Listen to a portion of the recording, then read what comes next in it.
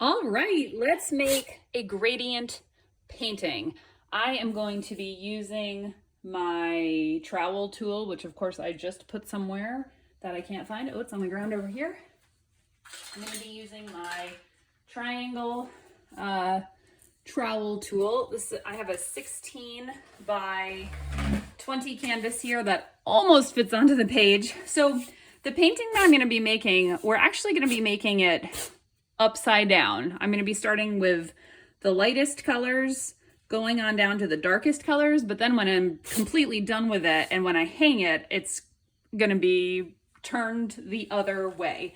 So we just worked on our gradient, and now all I'm going to do is I'm going to take my tool and I am going to, here's our gradient palette. All I'm doing is dipping this into the paint, loading up my tool like this, and then I'm going to hold my tool kind of at an angle like this and just scrape.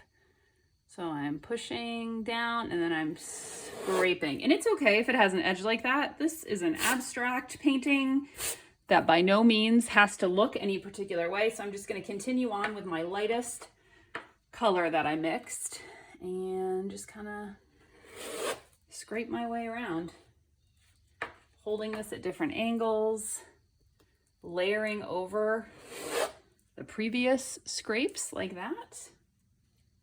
I think the first painting I ever did like this I called Scrapes. And I like to keep them at different angles and put them at different heights, just kind of stagger them. I just find that the most fun. And I'm continuing along with my lightest color. And ideally, I'd like to at least get this whole first layer done with this lightest color if I can. And I'm just continuing to load up my tool like so.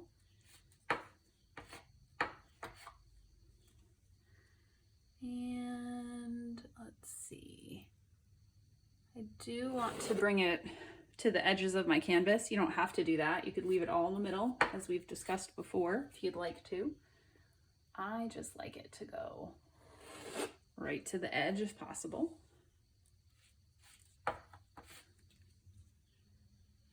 And I guess overall, I'm kind of wanting it to look like it's going like this. So I am tending to angle the ones on this side in this way and the ones on this side in this way.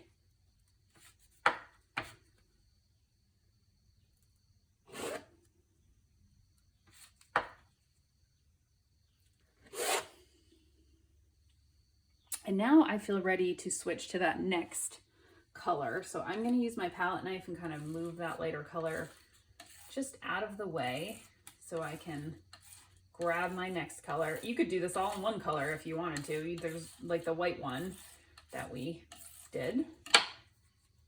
I just feel like I am ready to move on to the next color. So I'm going to do that.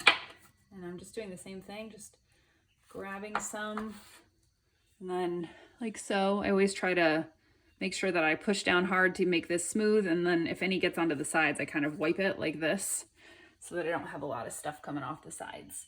And so now I'm just gonna start with my next layer of ridges. If you get paint along the side like this, that's fine. You could wipe it off like this. Oftentimes I'll just go back after my painting's completely dry and paint the edges white. You could always paint it a different color ahead of time if you wanted to do so.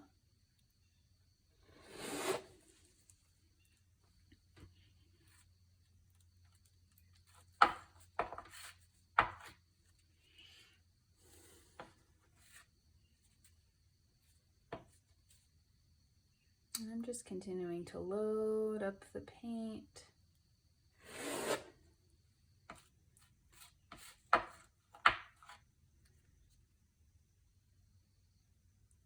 Trying to keep things, I don't know, just visually interesting. Just always trying to make my painting feel like it's moving, or like there's movement in the painting, you know, just wanting to vary those angles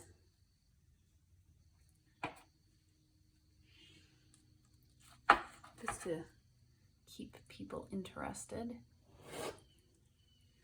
I'll do a couple more in this color. I do have several, we made that several gradients, so I do have more that I can do. Okay, I am now going to push aside that second blue that we had made, because I have 3 more to use before we get to the bottom. So I'm moving that out of the way on my palette, just like this. I'll show you.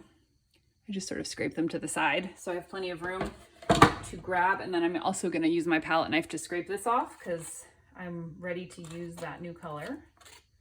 And I can also use this opportunity just to sort of clean the edges and clean off the top. Not perfectly because it's got teeth, so you can't really get it completely smooth. And now I'm going to grab that slightly darker color, like so.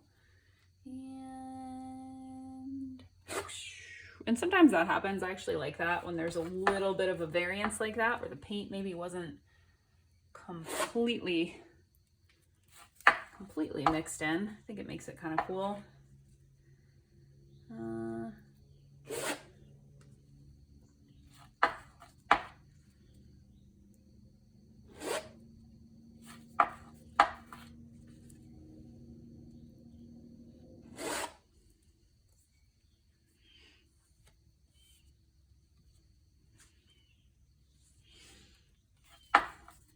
I'm not going to go too long on this one because I do want to start getting into that darker color, and those are pretty similar, although when they dry they'll be a little bit different. So again, I'm going to scrape this one out of the way. Boop, boop, boop, boop.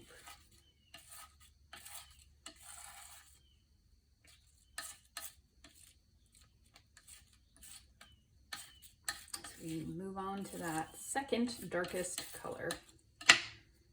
Oops, I dropped my palette knife into my paint. Some part of me is always covered in paint. My hands, my pants. All right, starting with a darker color now.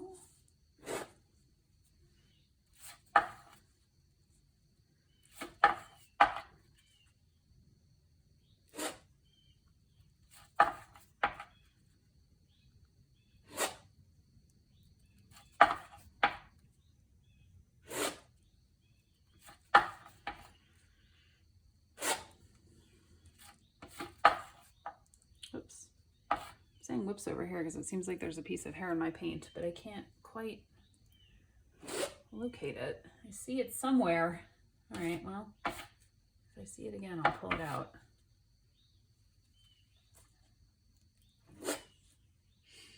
I'm fine with little show through marks like that. If you are not fine, don't push too hard.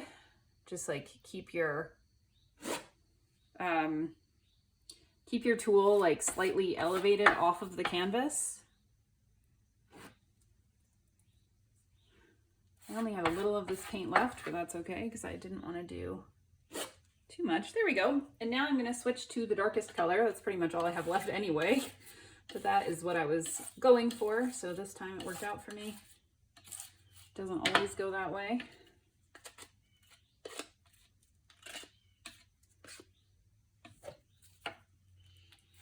Now I've got my darkest color. Oh, look, there's that piece of hair. Woo! Pulling it right out. And whoosh. I don't know if you've discovered it yet or if I've mentioned it yet, but I have to whoosh. I have to physically whoosh when I'm painting. I didn't even know I did it until I heard a recording. I was like, oh, I'm actually making whooshing sounds out loud. What do you think of that?